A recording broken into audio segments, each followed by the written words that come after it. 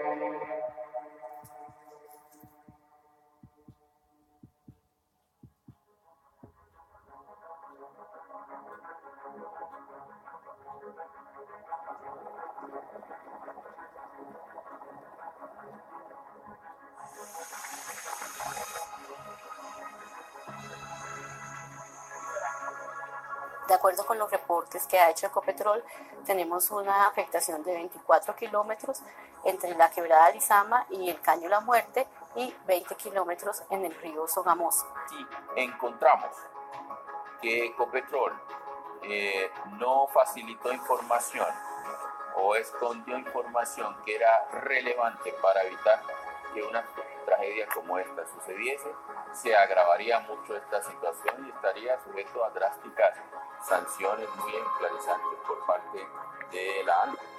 Estamos de corazón con la gente de la zona, estamos comprometidos a cerrar el flujo, a hacer las remediaciones del caso, a trabajar también en una investigación. Dozens of dead fish washing ashore in Philippi Park, and officials unsure why. ABC Action News reporter Heather Lee showing us the common causes and how you can report a fish kill if you see one.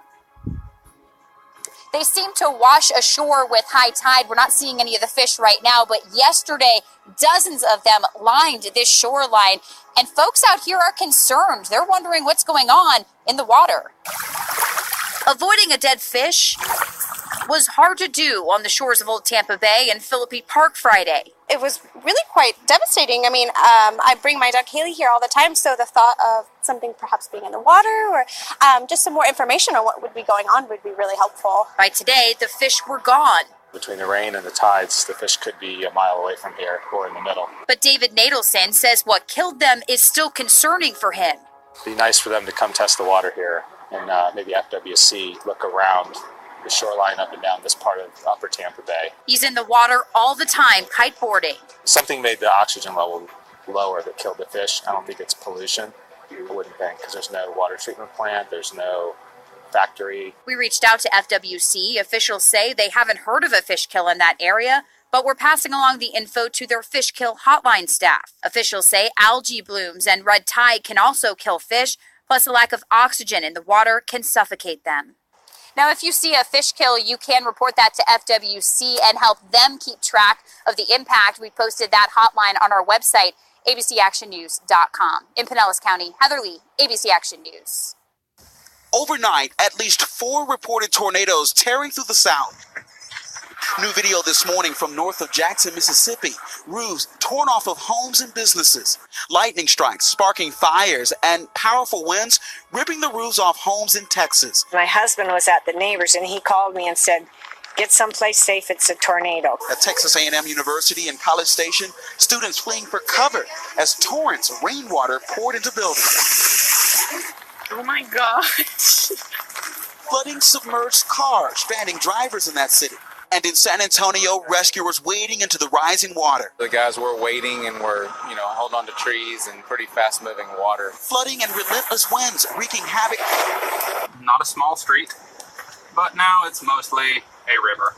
What flash flood looks like, y'all. It went so fast. Then the water started coming in. Roads washed out. In Louisiana, trees crashing through houses. This one narrowly missing the man who was sitting inside. They told us, take cover and all that, and so never heard a big old boom. And back here in the Houston area this morning, that's the crucial Interstate 45 just behind me. And look at the access road. Crews have closed a couple of the lanes because of high water off in the distance. We're talking about several inches of water that was over that roadway. And this morning, we've seen at least one car stall on that road. It had to be towed away this morning. And the same storm system that did this is responsible for wicked weather across the South this morning.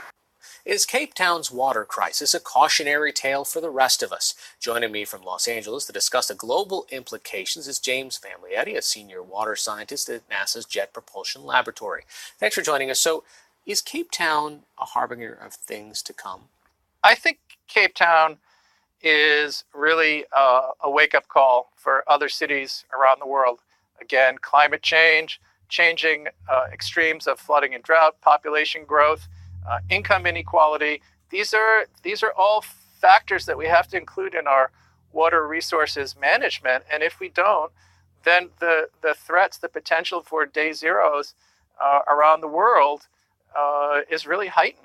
Let's bring this a little closer to home. There's a drought situation in California, and you're very familiar with this. You've helped create this map and what's happening here. And the increasing sort of red and dark brown areas are areas of drought. And you can see this progressing year after year after year after year. What led to the intensity of this drought that California suffered? Well, what we're seeing in that video is really a combination of a lack of rainfall, part of which may be the climate change driven. But what's really driving that animation is overexploitation of groundwater.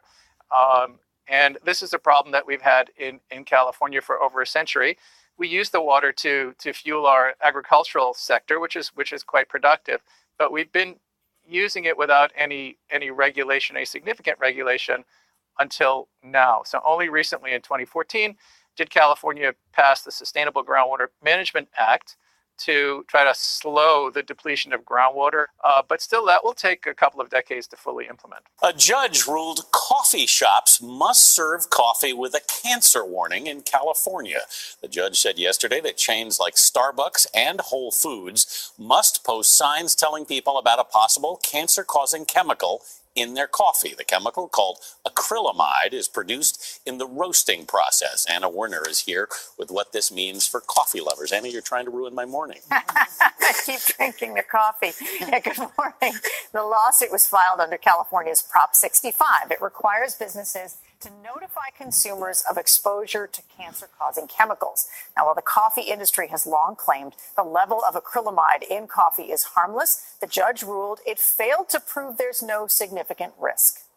The coffee cancer battle has been brewing in California for years, and on Thursday, Starbucks and other retailers were roasted. Some 90 retailers named in the suit will now be required to post warnings that a chemical found in coffee may cause cancer. Acrylamide is formed naturally when coffee is brewed. In studies, high doses of acrylamide has caused cancer in mice. It's kind of difficult to know where the line should be drawn. California law professor Marcia Cohen says time will tell how this ruling will impact coffee retailers. The real question is whether a year from now, fewer people will have started their morning at a coffee shop in California. The nonprofit group that filed the lawsuit said it's grateful for the ruling, adding it's hopeful that the coffee industry will now agree to reduce acrylamide levels. I'll have maybe just 2 espressos every other day instead of 4 to 6. Cancer warning signs like this one are already posted across California in bars, even at Disneyland. But some believe warnings about coffee mean Prop 65 has gone too far. I believe in transparency. CBS News medical contributor Dr. David Agus says coffee in moderation has been shown to potentially decrease the risk of certain cancers. When you put a bold declaration, X may cause cancer, when then there isn't data to that effect in humans, to me it causes panic rather than informed knowledge. Now, federal prosecutors say they have busted a cult leader who allegedly recruited Hollywood stars and enslaved women. CBS 2's Tom Wade is here with some of those shocking details. And Tom, we're told this man forced women to actually brand themselves. Yeah, this stuff is really disturbing, Pat. Prosecutors say he did. Keith Raniere claims he runs a self-help group, but investigators say it was all a ruse to enslave women and to force them into sex and other illegal activities. FBI agents raided a home in New York connected to an alleged cult leader. Authorities say Keith Raniere ran a group called NXIVM, where he enslaved women and engaged in sex trafficking. Among Raniere's followers, Allison Mack from the hit show Smallville, whose character had a crush on young Superman. Hey, Clark. Mack wasn't the only Smallville cast member who got wrapped up in Raniere's professed self-help group. Fellow actress Kristen Kruk also joined, but in a tweet says she got out years ago and did not witness any illegal activity. Raniere was arrested outside Puerto Vallarta this week by Mexican federal police. Former members described NXIVM as a cult and say some of the women were forced to brand themselves with Raniere's initials. One of those former members is Sarah Edmondson, who told her story to the Sudbury Star in Canada. When I got to Albany in March for my initiation, where I was told I was going to get a dime-sized tattoo, and found out that I was actually getting a 2-inch by 2-inch brand with a cauterizing iron. Tony Natalie dated Raniere years ago. We spoke with her by phone from her home in New York. You know, it was disturbing to hear what he was doing, but I wasn't shocked. Keith has been escalating for years. The Pope reportedly calling into question the existence of hell. Joining us now, Father Jonathan Morris. Okay, I want you to detail the source of this. Bad news. Bad news. Hell still exists. Okay, that's some bad news. You're looking at me when you say that. For me too. Have a nice day, sir. Yes. Go ahead. Who said this? Who did the interview with the Pope? It's good. I think it's good to clarify. First of all, the Vatican has come out officially and said this story was a reconstruction in this journalist's mind. And how could that be? Well, this is a journalist who has done interviews with the Pope before and has said very publicly he does not use any recording advice and he does not take notes. Is that considered an interview? It's not an interview I would do with anyone, so I don't know why the Pope continues to do interviews with this man, except for the fact that they're friends. This man is an atheist. Obviously, Pope Francis is interested in helping him along. And maybe it's this. Let me tell you. Here's a question for you. I know I'm not supposed to be asking. Do you believe that Christians believe that God throws people into hell? Yes. No, we don't. We don't. Hell is, according to Christian theology and the teaching of Pope Francis and the church, is we choose not to be with God forever. That's called sin. But God doesn't send anybody as a punishment to hell. We say, I don't want the love of God. I refuse forgiveness. I do not want God's mercy in my life. And that is a choice. That is logical because you can't force love. And therefore, logically, not only in dogma, but logically, there has to be a hell. Now to those tensions running high after the police killed an unarmed black man, Stephon Clark. Protesters taking to the streets in Sacramento again last night and across the country, including right here in New York City. ABC's Kana Whitworth is in Sacramento with the latest. Good morning, Kana.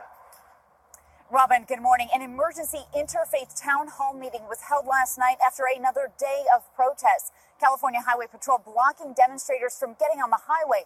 This as the family of Stephon Clark is planning for his funeral right here today. Protesters gathered outside the defense attorney's office, blocking off streets in their cars, calling for justice and accountability in the shooting death of Stephon Clark. I have a 12-year-old baby in here. This is peaceful. His family and friends with a similar plea as they prepare to say goodbye. We want justice, that's all. I just got up out my bed. I'm very sick, but I'm here for my nephew. And I'm trying not to cry. You know what I mean? But it hurts. Emotions running high.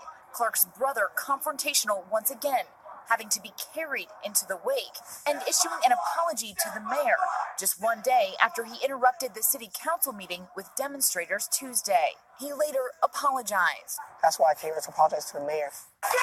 Police plan on releasing more video of the March 18th incident that the Police Officers Association now says was justified, adding the 22-year-old took a shooting stance before officers shot at him 20 times, killing him.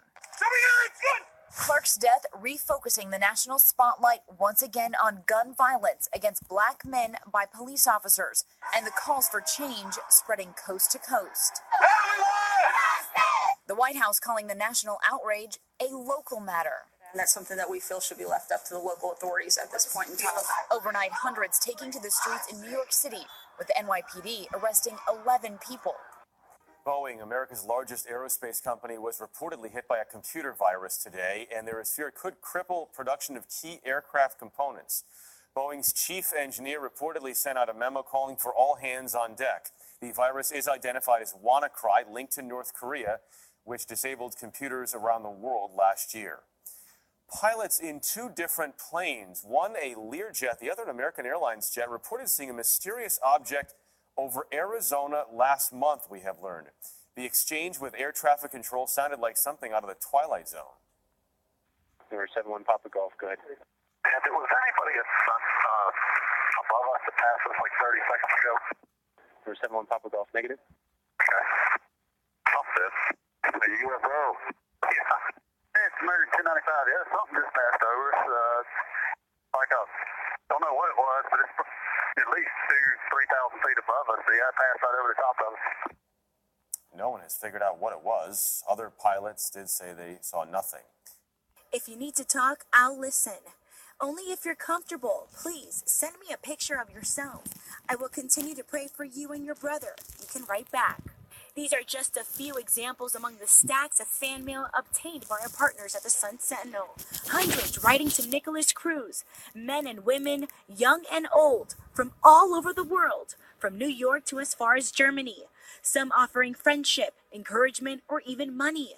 Most of the letters from teenage girls include a description of what they look like or a provocative photo. There's a certain charisma attached to these people. Clinical and forensic psychologist Dr. Lawrence Miller says fans or groupies are usually people who are lonely or feel they are unlovable and see Cruz as a person they want to save. Serial killers, mass murderers, what they're doing there is they're going one step further and they're identifying with these individuals because it gives them a sense of potency and power. These fans created Facebook pages proclaiming Cruz's innocence.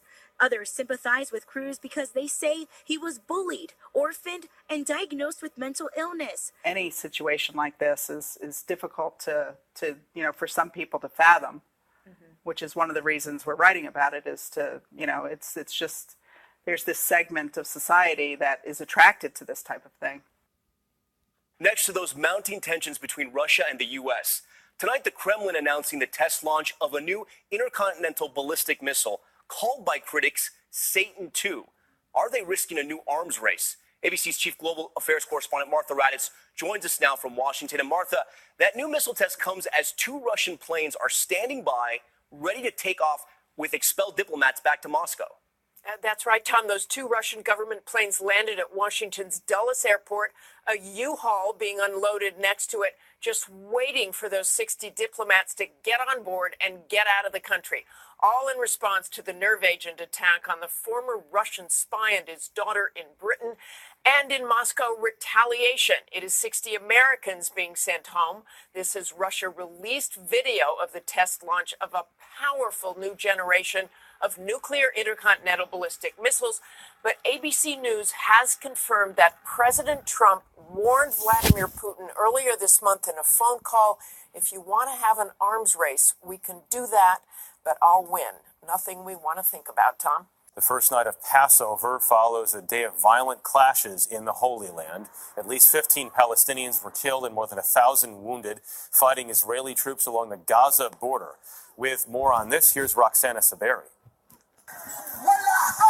As tens of thousands of Palestinians marched to Gaza's border with Israel today, some burned tires and threw stones at Israeli troops. Others stomped and burned pictures of President Donald Trump. Israel's military responded with tear gas, some of it dropped by drones, and says it opened fire on people trying to break through the border illegally. East of the Gazan city of Khan Yunis, one demonstrator after another fell as shots rang out. The protests were directed by Hamas, the Islamic militant group that oversees Gaza, which Israel pulled out of in 2005. Demonstrations along the border are common, but this time tens of thousands of Palestinians have set up camps at several sites. They're calling for the right of Palestinian refugees to return to what's now Israel, 70 years after the country's creation. This woman says returning to our land is non-negotiable. Israel is accusing the protest organizers of sparking the violence. Tensions are likely to remain high. Tonight, Hamas is calling for the protesters to stay at the border and not back down. Roxana Saberi, CBS News, London. A new NASA mission will go to a place never explored by humans before. The Parker Solar Probe will travel closer to the sun than any other man-made object. The spacecraft has passed its final tests and will be launched this summer. Chip Reed's at NASA's Goddard Space Flight Center in Maryland with what scientists hope to learn. Chip, good morning. Well, good morning, and there she is. Those scientists are getting her ready to be shipped to the Kennedy Space Center in Florida, where she'll be launched this summer on her 3-month journey to the sun. It is really the missing gap. NASA's mission to send a spacecraft the size of a small car directly into the sun's atmosphere is a decades-old idea, but project scientist Nicola Fox says it's only now becoming a reality. We've had to wait this long for technology to kind of catch up with our dreams. Fox says the nearly 90 million mile trip to within 4 million miles of our sun's surface will help provide the last piece of the puzzle in our understanding of the sun and its effects on Earth. To get there, the spacecraft will travel some 430,000 miles an hour, or about 118 miles a second. And that's faster than any man-made object ever. That is much, much faster than any man-made object ever, yes.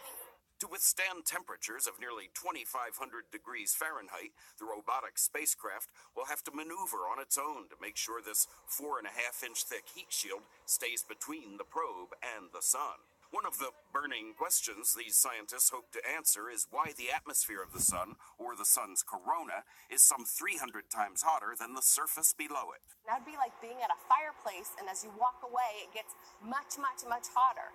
We don't understand why that is. On its journey, the Parker Solar Probe will have to survive temperatures of extreme cold as well as extreme heat.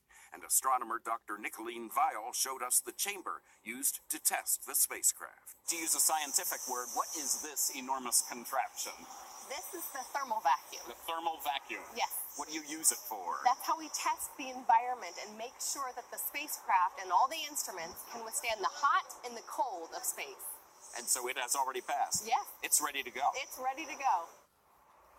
And scientists hope to learn a lot about how the sun affects weather on Earth, satellite communications, even the electrical grid. And by the way, you can go to the NASA website and sign up to have your name put on the solar probe before it's launched.